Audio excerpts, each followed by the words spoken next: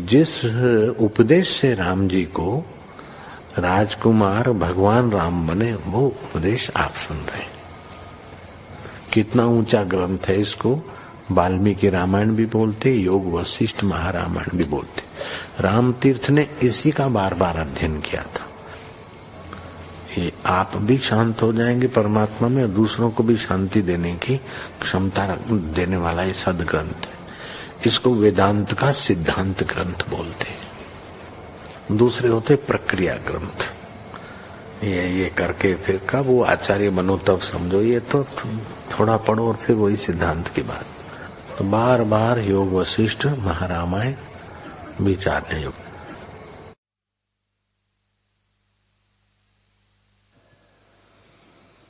ओम श्री सद्गुरु परमात्मने नमः।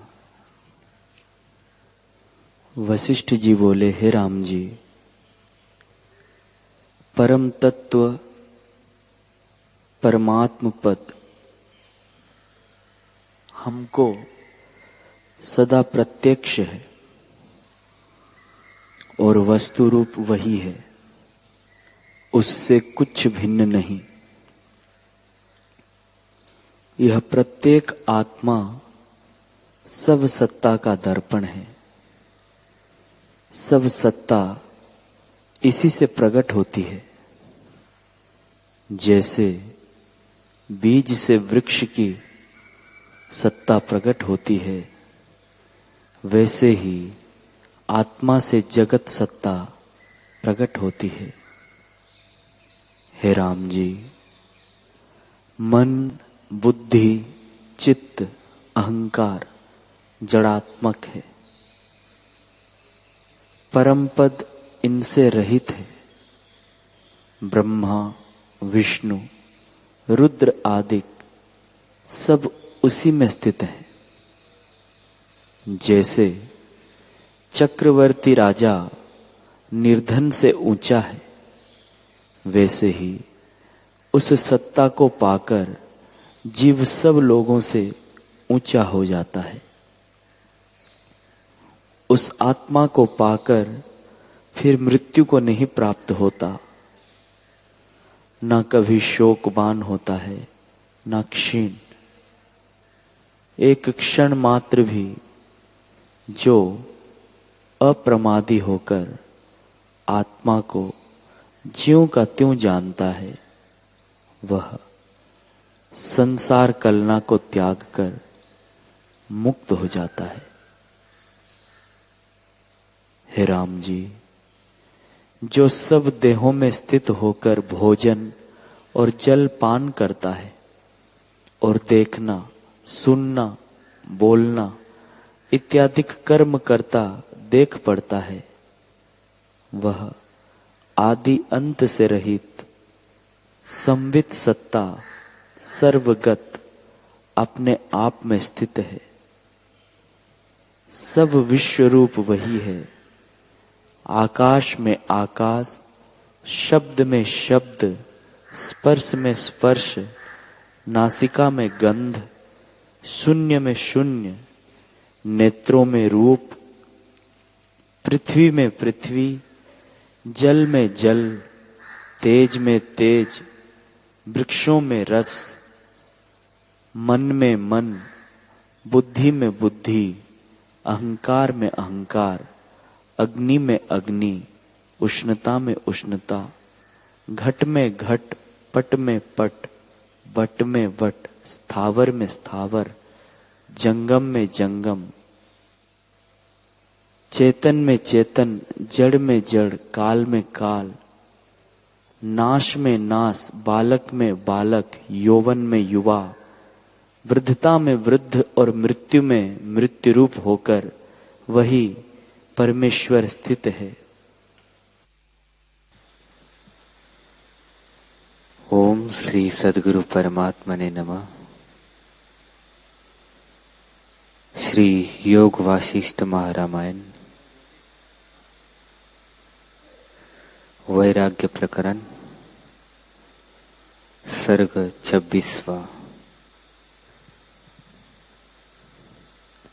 श्री राम जी बोले, हे मुनीश्वर, जो जीने की आस्था करते हैं वे मूर्ख है। जैसे कमल पत्र पर जल की बूंदें नहीं ठहरती, वैसे ही आयु भी क्षण भंगुर है। जैसे वर्षा काल में दादुर बोलते हैं और उनका चंचल कंठ सदा फड़कता रहता है, वैसे ही आयु क्षण क्षण में चंचल हो जाती है।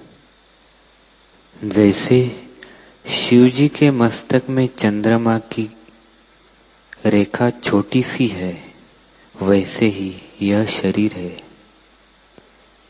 हे मुनीश्वर, जिनको इनमें आस्था है वह महामूर्ख है। यह तो काल का ग्रास है।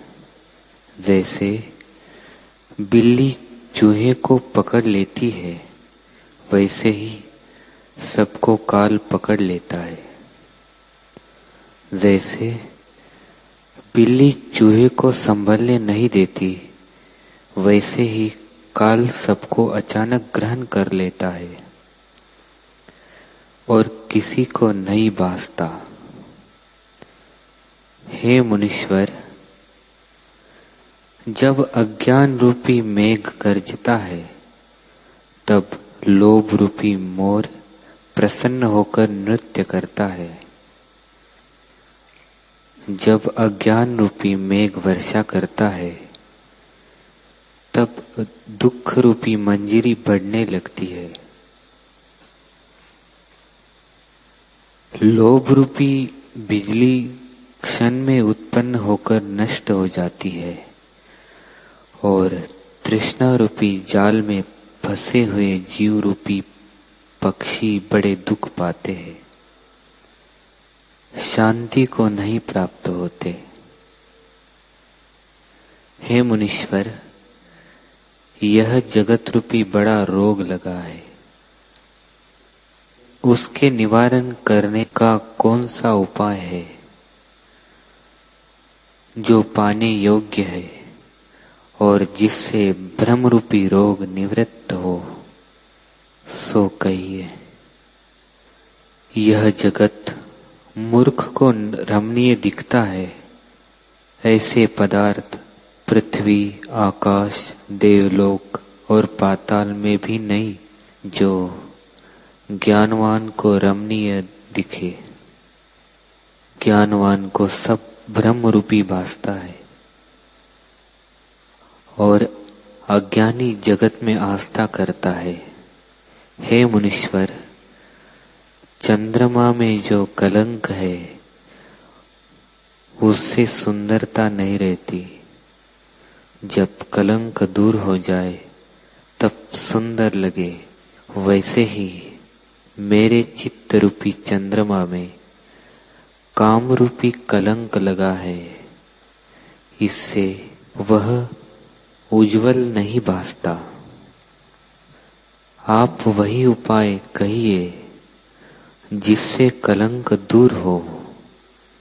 हे मुनीश्वर, यह चित्त बहुत चंचल है, स्थिर कदाचित नहीं होता।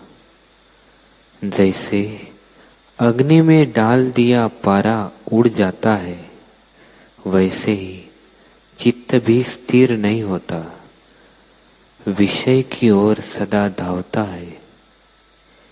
इससे आप वही उपाय कहिए जिससे चित्त स्थिर हो। संसार रूपी वन में भोग रूपी सर्प रहते हैं और जीव को काटते हैं। उनसे बचने का उपाय कहिए। जितनी क्रिया है वे राग द्वेष के साथ मिली हुई है।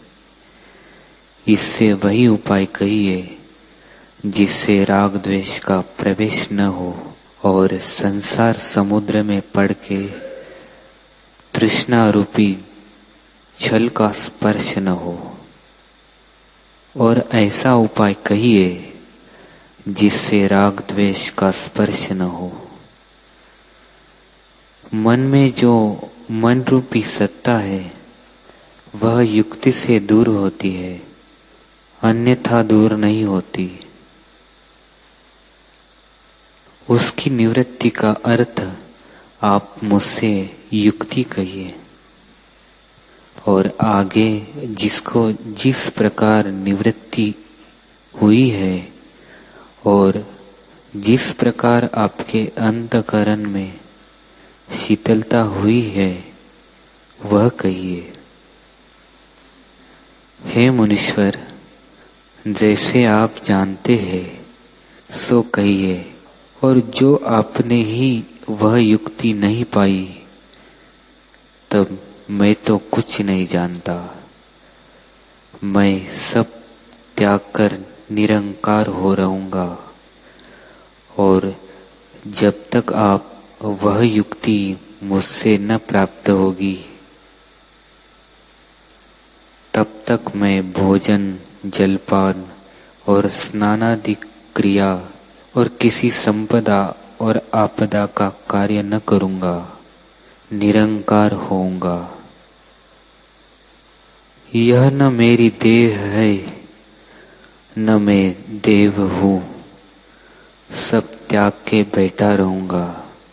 जैसे कागज के ऊपर मूर्ति चित्रित होती है वैसे ही हो रहूंगा। श्वास आते जाते आप ही क्षीण हो जाएंगे। जैसे तेल बिना दीपक बुझ जाता है वैसे ही अनर्थवान देव निर्वाण हो जाएगा, तब महाशांति पाऊंगा। इतना कहकर वाल्मीकि जी बोले, हे भरद्वाज, ऐसे कहकर राम जी चुप हो रहे, जैसे बड़े मेघ को देख के मोर शब्द करके चुप हो जाता है। इतना कहकर वाल्मीकि जी बोले, हे पुत्र, जब इस प्रकार रघुवंशी आकाश के रामचंद्र रूपी चंद्रमा बोले तब सब मौन हो गए और सबके रोम खड़े हो गए, मानो रोम भी खड़े होकर राम जी के वचन सुनते हैं। और सभा में जितने बैठे थे वे सब निर्वासना रूपी अमृत के समुद्र में मग्न हो गए। वशिष्ठ, वामदेव, विश्वामित्र जी आदि जो मुनीश्वर थे और दृष्टि आदि मंत्री, राजा दशरथ और महामंडलेश्वर, चाकर, नौकर और माता कौशल्या आदि सब मौन हो गए, अर्थात अचल हो गए। पिंजड़े में जो तोते और बगीचे में पशु आदि थे, जो पक्षी आलय में बैठे थे, वे भी सुनकर मौन हो गए। आकाश के पक्षी जो निकट थे वे भी स्थिर हो गए, और आकाश में देव, सिद्ध, गंधर्व, विद्याधर और किन्नर भी आके सुनने और फूलों की वर्षा करने तथा सब धन्य धन्य शब्द करने लगे। उस समय फूलों की ऐसी वर्षा हुई मानो बर्फ की वर्षा होती है, और क्षीर समुद्र में तरंग उछलते आते थे, मानो मोती की माला की वृष्टि होने लगी। जैसे माखन के पिंड उड़ते हो, इस प्रकार आधी घड़ी पर्यंत फूलों की वर्षा हुई और बड़ी सुगंध फैली। फूलों पर भंवरे फिरने लगे और बड़ा विलास उस काल में हुआ। सब नमो नमः शब्द करने लगे और देव बोले, हे कमल नयन रघुवंशी, आकाश के तुम चंद्रमा रूप, तुम धन्य हो। तुमने बड़े श्रेष्ठ स्थान देखे हैं और बहुत प्रकार के वचन सुने हैं। जैसे तुमने वचन कहे हैं वैसे हमने कभी नहीं सुने। यह वचन सुन के हमारा जो देवताओं का अभिमान था सो सब निवृत्त हो गया और अमृत रूपी वचन सुनकर हमारी बुद्धि पूर्ण हो गई है। हे राम जी, जैसे वचन आपने कहे हैं वैसे बृहस्पति भी नहीं कह सकते। तुम्हारे वचन परमानंद के करने वाले हैं, इससे तुम धन्य हो। 28वां सर्ग। वाल्मीकि जी बोले, हे भारद्वाज, सिद्ध ऐसे वचन कह के विचारने लगे कि रघुवंश का कुल पूजने योग्य है, जिससे राम जी ने बड़े उदार वचन मुनीश्वर के सन्मुख कहे हैं। अब जो मुनीश्वर उत्तर देंगे वह भी सुनना चाहिए। जैसे फूल के ऊपर भंवरा स्थित होता है, वैसे ही व्यास, नारद, पुलह, पुलस्त आदि सब साधु सभा में स्थित हुए। तब वशिष्ठ जी, विश्वामित्र जी आदि मुनीश्वर उठ खड़े हुए और उनकी पूजा करने लगे। पहले राजा दशरथ ने पूजा की और फिर नाना प्रकार से सबने उनकी पूजा की और यथा योग्य आसन के ऊपर बैठे। उसमें नारद जी हाथ में बहुत सुंदर वीणा लिए और श्याम मूर्ति व्यास जी नाना प्रकार के रंग रंजित वस्त्र पहने हुए मानो तारागणों में महाश्याम घटा आई है, विराजमान थे। ऐसे ही दुर्वासा, वामदेव, पुलह, पुलस्त, बृहस्पति के पिता अंगिरा, भृगु और मैं भी वहां था। और महर्षि, राजर्षि, देवर्षि, देवता, मुनीश्वर सब आके उस सभा में स्थित हुए। किसी की बड़ी जटा, कोई मुकुट पहरे, कोई रुद्राक्ष की माला और कोई मोती की माला पहने थे। किसी के कंठ में रत्न की माला और हाथ में कमंडलू और मृगछाला। किसी के महासुंदर वस्त्र, किसी की कटी पे कोपिन और किसी की कटी पे सुवर्ण की जंजीर थी।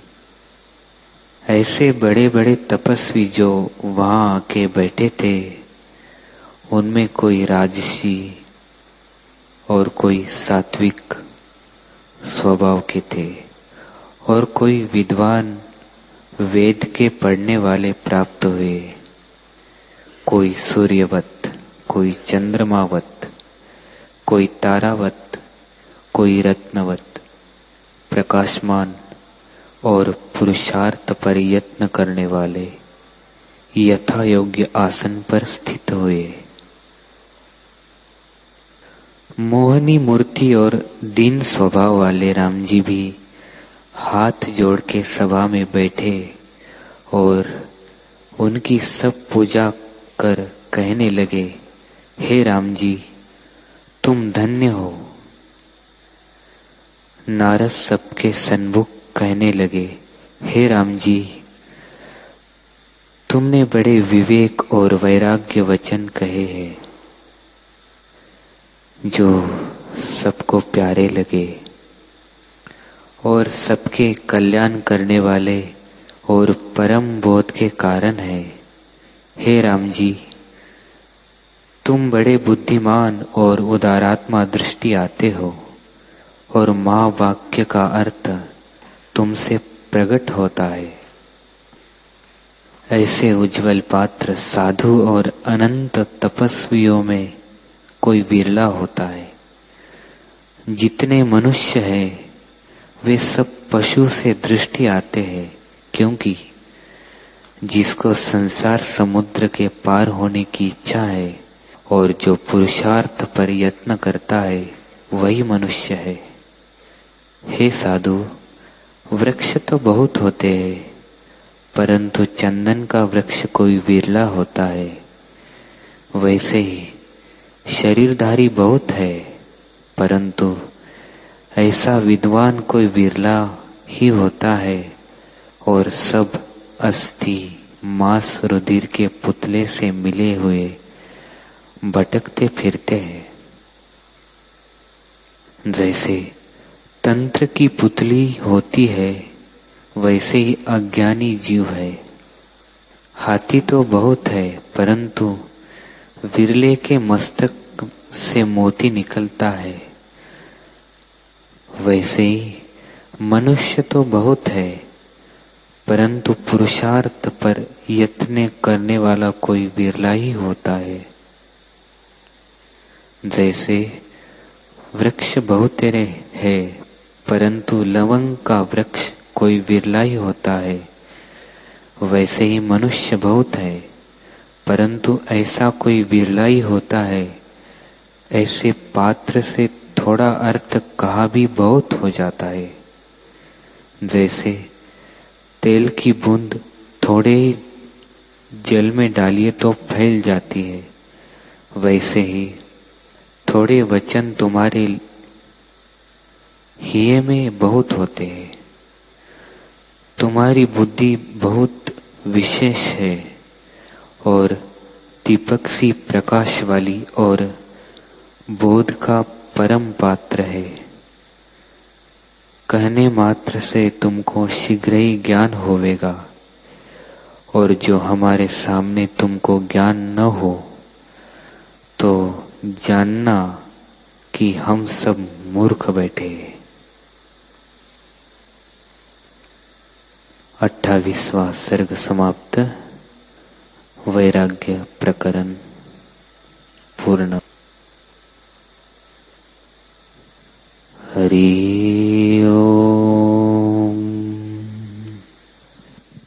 ओम सहना भवतु सहनो भुनक्तु सह वीर्यं करवावहै तेजस्विनावधीतमस्तु मा विद्विषावहै।